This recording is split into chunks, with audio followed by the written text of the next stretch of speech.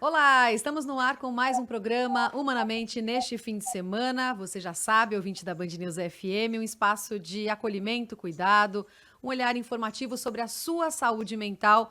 Programa sempre feito em parceria com o Instituto de Psiquiatria do Hospital das Clínicas da USP e com a melhor análise do doutor Daniel Barros. Tudo bem, doutor? Tudo jóia, Roberta? Estamos aqui mais uma semana para falar de um tema fascinante, hein? O tema hoje é daquele de deixar o ouvinte grudado no rádio. É isso, e com muitas camadas, muitas questões para a gente abordar. Hoje o nosso tema é espiritualidade e saúde. O que será que a conexão com religião, outras formas de autoconhecimento também, podem impactar na saúde mental e até na redução da violência? A nossa entrevistada é a Juliana Piaseschi, fisioterapeuta de formação com doutorado em Ciências da Saúde pela USP, pesquisadora de espiritualidade e saúde mental, especialista no assunto. Bem-vinda, Juliane, tudo bem? Tudo bem. Olá a todos. É um prazer estar aqui, ter aceito esse convite, né? Agradeço o convite de poder partilhar um pouquinho a experiência que eu acabei adquirindo nesse período aí de estudo. E estamos aí para trazer um pouquinho de informação. Juliane, começa falando para a gente, por favor. Você tem uma pesquisa ampla em relação a esse assunto, né? O que durante muito tempo foi especulação, passou inclusive a ter comprovação por meio de uma pesquisa, que você vai contar os detalhes para a gente, sobre como religiosidade impacta o comportamento violento. O que foi pesquisado exatamente? Sim. Eu acho que é legal até eu trazer um pouquinho como foi que a gente chegou nessa ideia, né, de fazer essa pesquisa. Então, o professor Homero Valada, da psiquiatria, junto com o professor Ronaldo Laranjeira, da Unifesp, da USP, da Unifesp, tiveram um projeto em andamento que foi feito pelo professor Ronaldo, que chama Levantamento Nacional de Álcool e Drogas, conhecido como LENAD. Então, foi feito um estudo com a população brasileira para investigar um pouquinho o padrão do consumo de álcool em 2006. E em 2012, eles repetiram esse estudo, e aí eles perceberam que seria importante acrescentar algumas coisas para entender sobre violência. E nos dois estudos também tinham algumas coisas sobre religiosidade, e eles conversando pensaram um pouco, será que a gente sabe que a religiosidade ela tem um impacto para proteger consumo de substâncias, abuso, dependência de substâncias. Então, será que também existe, direto ou indiretamente, um papel da religiosidade como um fator protetor para a violência? Então, a ideia veio mais ou menos desse contexto. Como que a gente poderia, talvez, entender essa relação? E aí, a partir de então, a gente usou esse banco de dados, ou seja, essas entrevistas que foram feitas com esses brasileiros, para a gente entender um pouquinho mais como que se daria essa relação. E então foi da onde surgiu a ideia da gente começar a investigar. E aí, a partir daí, a gente foi buscar na literatura e a gente acabou percebendo que existiam vários outros estudos publicados internacionais que falam sobre um possível efeito protetor da religiosidade na violência. O que significa isso? Que, de certa forma, independente de qual teoria seja de explicação por isso, existe uma força da espiritualidade ou da religiosidade de conter comportamentos violentos, seja porque a pessoa tem medo de ser punida do ponto de vista divino, né, tem medo de uma punição divina, ou eu tenho medo de perder os meus colegas da minha própria religião, né, de não estar envolvido na minha religião, na minha rede de suporte social, ou até por uma questão interna de eu acredito que não vou fazer o mal para o próximo, porque isso está em acordo com a minha religião. Né? Então, existem várias teorias de como isso poderia estar protegendo. E aí, então, a gente acabou investigando esse banco de dados para a gente tentar entender se na população brasileira esse comportamento também era similar ao do que a gente encontrou em outros países. E a gente percebeu que, no geral, sim, existe um potencial protetor da religiosidade para a violência e que ele pode ser reduzindo a dependência química, o abuso de substâncias. Então, indiretamente, você melhora a dependência e você melhora a violência, como existe uma relação direta. Ou seja, existe alguma coisa da religiosidade que também faz, que também pode trazer esse potencial de proteger a pessoa de comportamentos violentos. Então, acho que basicamente, depois a gente pode esmiuçar o que vocês quiserem. Claro. Mas é legal que você já antecipa aqui uma pergunta que não é uma pergunta intuitiva, não é uma pergunta imediata que o ouvinte se faz, ou que a gente se faz, mas que é muito importante, que é o conceito de variável de confusão. O que é variável de confusão? É quando um fator que é o fator determinante para aquilo, ele está ligado a dois outros fatores. Então, assim, a pessoa que come mais alface, ela vive mais. Será que é porque a pessoa... Será que é alface, que é o elixir da longa vida? Não, provavelmente a pessoa que come mais alface, ela também tem fatores de escolha de vida mais saudáveis. Então, o que faz ela viver mais é viver mais saudavelmente, não é a alface em si. A alface é uma variável de confusão. Então, minha pergunta, Sim. você já pincelou um pouco por aí, mas a minha pergunta é se a religiosidade não seria uma variável de confusão. O que significa isso? Né? Qual que é a pergunta que eu estou fazendo? Será que a pessoa, quando adere à religião, ela não é uma pessoa que tem comportamentos mais altruístas e por isso ela adere à religião? Ela é uma pessoa menos violenta por natureza e por personalidade e por isso ela adere à religião? Ela é uma pessoa mais gregária, ela se liga mais à sua comunidade e por isso ela adere à religião? Então, na verdade, a religião seria só a dor desse comportamento, desses comportamentos, e não a causa da diminuição da violência. Vocês fizeram essa análise das variáveis de confusão nesse sentido? Sim, com certeza. A gente tentou ao máximo, mas a gente teve um limite do que a gente chama do desenho do estudo. Então, na verdade, essas entrevistas elas foram feitas em um único momento. Esses participantes eles não foram ao longo do tempo. Quando a gente tem um estudo, né, que a gente consegue acompanhar ao longo do tempo, que a gente tem um outro desenho, uma outra técnica, a gente consegue entender com mais propriedade o que poderia ser essa relação de... Então, a forma com que a gente conseguiu investigar esse banco de dados, ela vai trazer sempre esse questionamento, é o que a gente chama do estudo transversal, né? Ele vai trazer sempre esse questionamento de que a gente não pode dizer que isso é uma relação causal. A gente sabe que para entender isso, a gente precisaria fazer estudos em que você traz alguma coisa sobre religiosidade e você avalia o desfecho. E aí tem algumas questões éticas para a gente fazer esse tipo de investigação com relação à violência. Se você pega algumas pessoas da população e você fala assim, olha, eu vou trazer algumas coisas de religiosidade para você, né, de alguma forma, e depois a gente vai avaliar se essa pessoa se tornou mais ou menos limite aí. A gente não pode esperar que daí a pessoa vai ser violenta e não faça nada. Então a gente viu na literatura alguns estudos que tentaram fazer uma investigação nesse sentido com populações que já eram que já traziam esses desfechos de violência. Então, teve um autor, por exemplo, que trouxe uma proposta de conversar sobre espiritualidade, sobre valores, sobre o que é sagrado, transcendente, inclusive essa questão dos hábitos saudáveis de vida. Eles trouxeram esse contexto que eles chamam de intervenções espirituais ou religiosas para a população de indígenas de uma cidade dos Estados Unidos, então era uma população vulnerável e que tinham altos níveis de dependência química. Então era uma população de um suporte de saúde em que tinham muitos relatos de violência doméstica. Então eles pegavam esses casais que tinham esses relatos de violência doméstica, que estavam toda hora ali no pronto-socorro pedindo ajuda, e eles fizeram com o líder religioso daquela comunidade isso que eles chamavam de intervenção espiritual e religiosa. Então, eles trouxeram os elementos daquela tradição específica que eles tinham, de religiosidade, mas tentando adaptar essa questão de saúde. Então, às vezes, a pessoa tem uma relação negativa com a religiosidade e isso vai trazer um desfecho de mais sofrimento. Por exemplo, Deus está me punindo com essa doença, ou eu sou um pecador e por isso que eu estou passando por essa situação.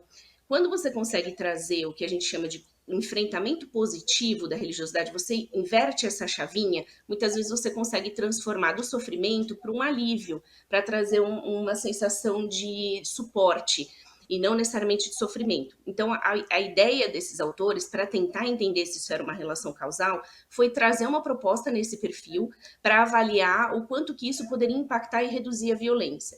E eles conseguiram fazer, obviamente, um estudo curto, é um estudo custoso. Eles fizeram com algumas poucas pessoas, alguns poucos casais, mas eles tiveram desfechos que daí ao longo do tempo foram bastante significativos no sentido de realmente terem conseguido trazer um pouco mais de saúde mental a partir dessa discussão dos elementos.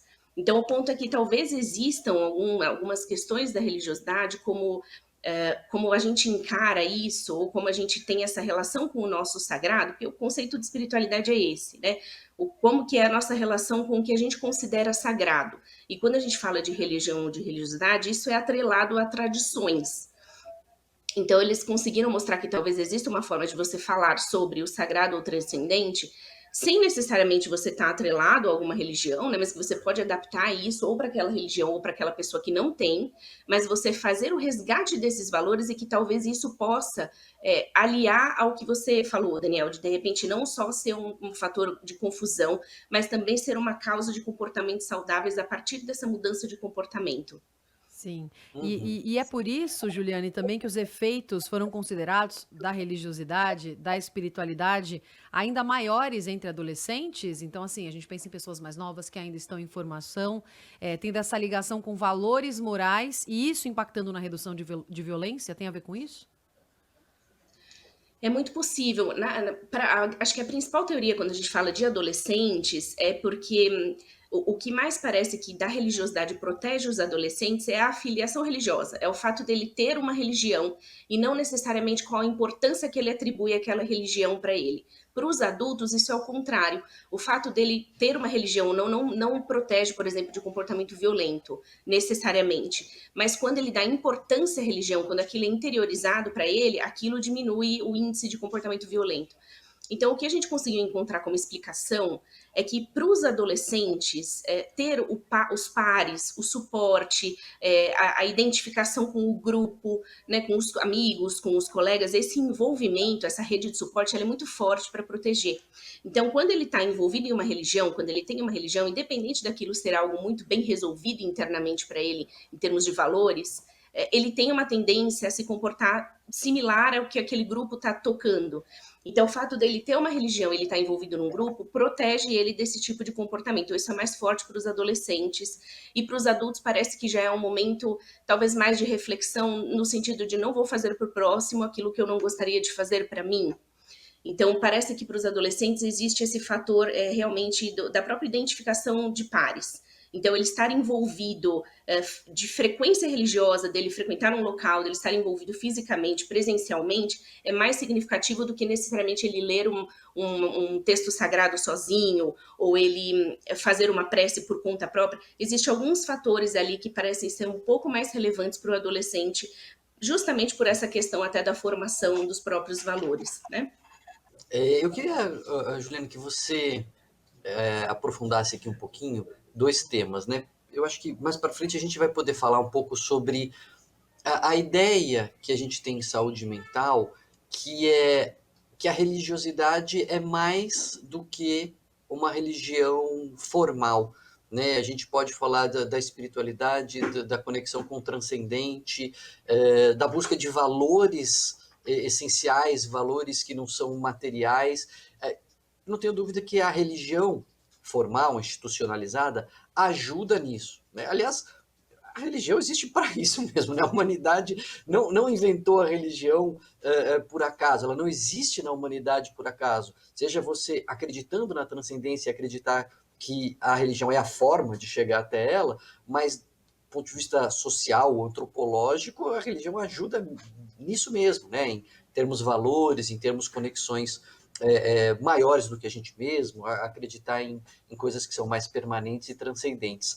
Agora, antes de a gente chegar lá, eu queria pensar um pouquinho na religião formal, porque embora a frequência às igrejas, né, na pesquisa tenha mostrado que esse é, como você falou muito bem, um fator de proteção, ou seja, diminui a probabilidade daquela pessoa se envolver em violência, ela não é um escudo, né? Ela não é um campo de força que priva as pessoas, porque a religião pode ser também um veículo de violência.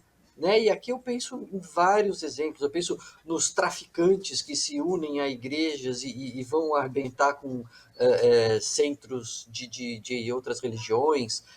Tem um livro muito interessante chamado O Grito de Eva, da escritora Marília de Camargo César, que ela fala da violência doméstica, que muitas vezes é mais difícil de tratar dentro das igrejas, porque a pessoa acha que não, isso aqui tem um propósito, né? Eu não posso falar disso Dá porque outra vai pegar mal. chance. Enfim, dá outra chance. Então, antes de a gente avançar para a religiosidade como algo para além da religião institucional, queria te ouvir um pouco sobre esse aspecto do outro lado da religião institucional sendo, às vezes, uma forma de perpetrar a violência.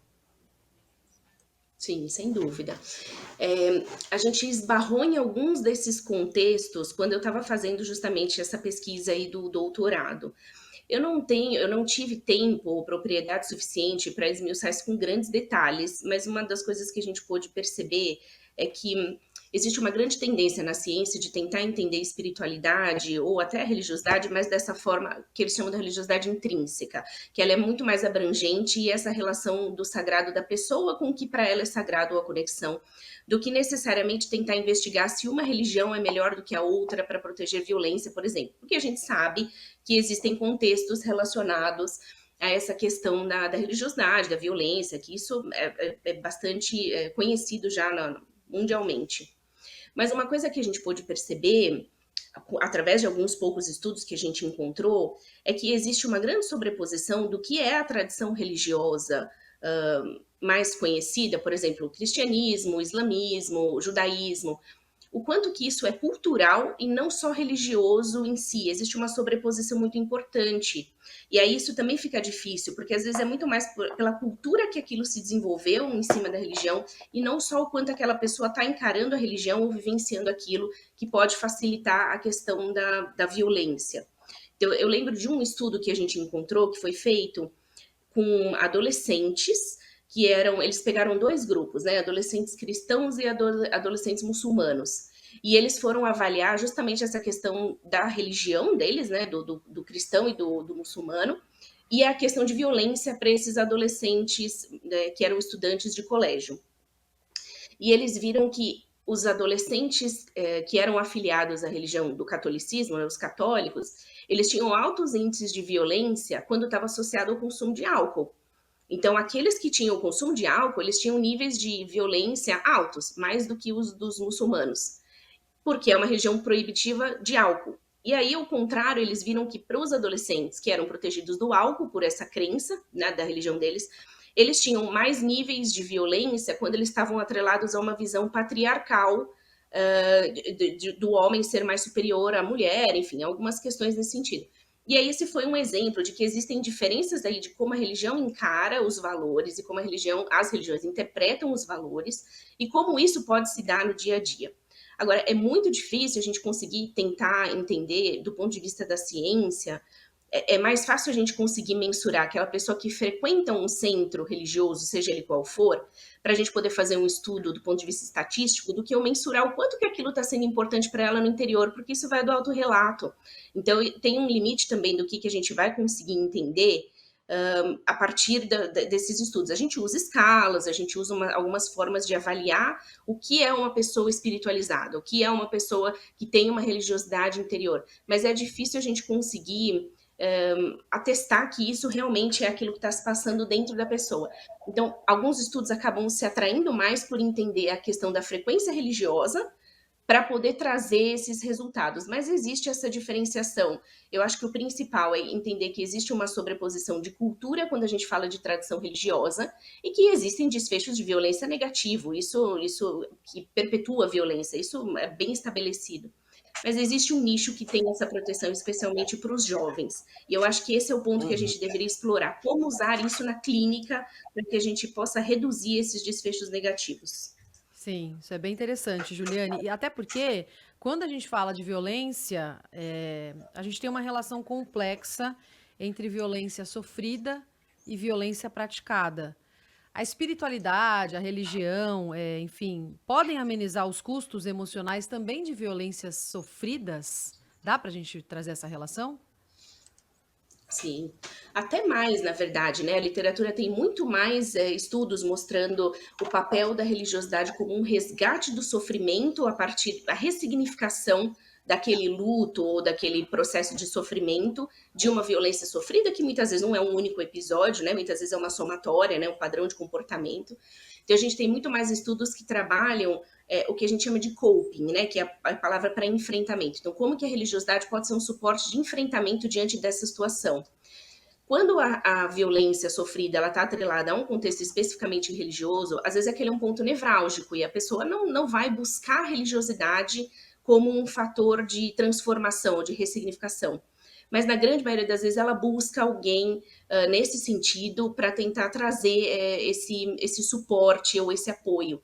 Então, o papel do profissional da saúde com o líder religioso, de poder conversar, de poder ter essa abertura para entender aonde aquilo está sendo necessário de transformação é muito relevante. Então, acho que um dos grandes papéis dessas pesquisas é justamente trazer a abertura dessa comunicação. Então, você tem um casal, como o doutor Daniel falou, né? Às vezes um casal que está envolvido em algum contexto que é bastante religioso, e aí tem um contexto de violência doméstica, a pessoa vai buscar o líder religioso dele, a mulher, por exemplo, vai buscar o padre, o pastor, o líder, quem for, para tentar lidar com aquela situação, e às vezes vem aquele contexto do mas será que não é melhor perdoar, tentar dar uma chance, vamos tentar resgatar a família? E aí, nesse ponto, é importante a gente lembrar que é muito, muito relevante que o profissional de saúde possa ter essa abertura de conversa com o líder religioso a partir do momento que ele está trabalhando com um paciente que traz esse tipo de contexto. Mas sempre tem que partir do início do profissional ouvir. Se o profissional não ouve que aquele paciente tem uma religião que para ele é importante, que ele busca apoio naquele líder, ele também não vai conseguir entender como fazer essa ponte e como tentar trazer mais saúde e menos sofrimento diante daquele contexto, né? Então, acho que até para colocar, Roberta, como você perguntou, tem mais estudos falando sobre um potencial de recuperação, de ressignificação da espiritualidade, da religiosidade para contextos de violência sofrida, mas para os contextos de perpetuação de violência, que esbarram em todas essas outras questões que a gente colocou, tem menos referência na literatura e foi o que a gente tentou entender quando a gente foi fazer esse estudo. Ele tem possíveis explicações que sejam mais complexas do que quando a gente busca a ressignificação de um sofrimento através do resgate dos valores, do resgate do que é sagrado para mim. Seguimos conversando com a Juliane Piaseschi de Benadim Gonçalves, ela que tem um estudo profundo justamente sobre essa relação de religiosidade, espiritualidade e redução da violência, doutor. Pois é, e eu estava lembrando de uma pesquisa que eu fiz para um livro novo que vem por aí, e eu lembrei de uma coisa interessante, Juliane.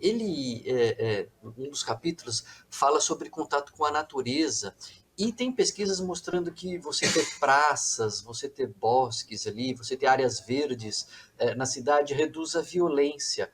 Achei interessante, e a conclusão ali, a hipótese dos pesquisadores, é que essas áreas verdes, esse convívio com a natureza, ao reduzir o estresse, reduz também um dos gatilhos para a violência, sobretudo violência doméstica ali, aquela violência que é, aliás, grande parte da violência que a gente enfrenta na sociedade, é aquela violência cotidiana por motivos fúteis, né? O sujeito está cansado, estoura, acaba brigando por bobagem. E aí eu me pego aqui me perguntando se você tem esse dado, se isso apareceu ou na literatura.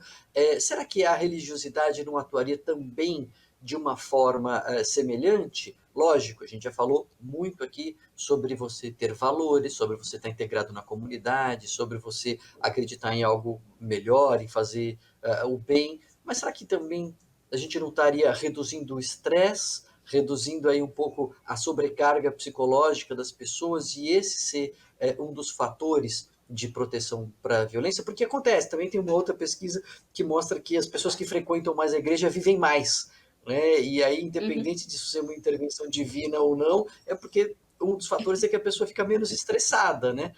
Será que tem relação? Como é que anda a saúde mental, a relação entre a religiosidade e a saúde mental, o bem-estar psicológico, se isso seria também um dos fatores para a redução da violência? Não, sem dúvida, doutor Daniel. Esse é um dos fatores que a gente realmente sabe que pode ser o efeito da religiosidade com relação a desfechos de saúde.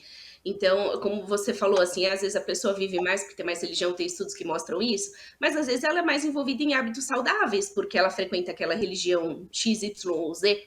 Então tem a ver com um conjunto de comportamentos. Ela fuma menos, ela bebe menos, ela come melhor, ela tem menos estresse. Então é um conjunto. A gente não pode dizer que a religiosidade ou a espiritualidade ou esse conceito, ele tem um único fator. Não é só o fato de você acreditar em Deus que vai trazer essa redução.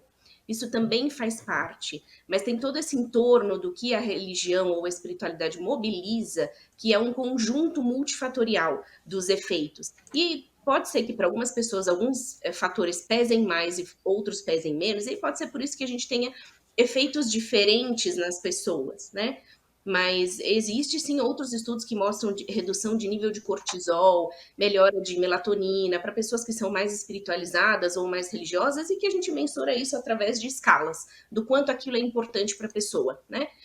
Mas existem desfechos que mostram essa questão biológica, inclusive da parte cardíaca, menos ateromas, menos placas, né, menos infarto, existem bastante marcadores que daí são esses pontos, né? O que é o fator determinante? Será que é um único aspecto? A gente imagina que seja esse conjunto todo, né? Agora, com relação ao que você comentou daí também do estresse, existem duas principais linhas do conceito de espiritualidade na ciência.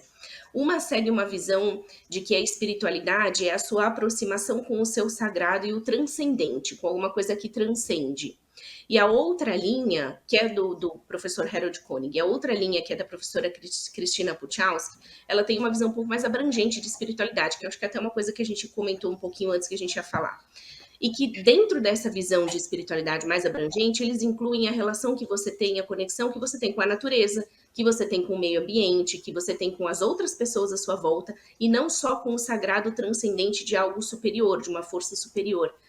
Então, se a gente considerar essa linha de espiritualidade, eu acho que o que você colocou com relação, né, ao meio ambiente, a esse impacto, isso também não deixa de ser para algumas pessoas essa relação de espiritualidade, como isso pode impactar em trazer um bem-estar, em trazer um desfecho indireto até de violência, mas por uma melhora da saúde mental, por um bem-estar, por uma situação de menos sintomas de sofrimento, né, de ansiedade, de depressão, e que isso também dá impacto e acaba espalhando isso para o coletivo em termos de padrão de comportamento mesmo, né? Sim, e você tocou nesse conceito de espiritualidade, Juliane, que a gente já explicou um pouco, mas queria que você desenvolvesse um pouco mais, até porque muitos ouvintes escrevem para a gente, acabam procurando, por exemplo, a meditação ou alguns hábitos, algumas estratégias de respiração para melhorar justamente a saúde mental e o bem-estar. Quer dizer, isso também tem a ver com espiritualidade, né? Porque é diferente de religiosidade. Como que isso também impacta na redução de violência? Sim. Então, quando a gente fez os estudos, a gente não aprofundou muito nos estudos de meditação com relação à violência. Então, eu conheço pouco do que tem na literatura. Mas a gente sabe que os estudos de meditação, eles trazem essas técnicas. Existem alguns autores que falam que a meditação que o ocidental usa veio da linha do oriental, mas que ela não tem espiritualidade porque não trabalha os valores. E tem outra linha que fala que isso é espiritualidade. Então, também não existe um consenso.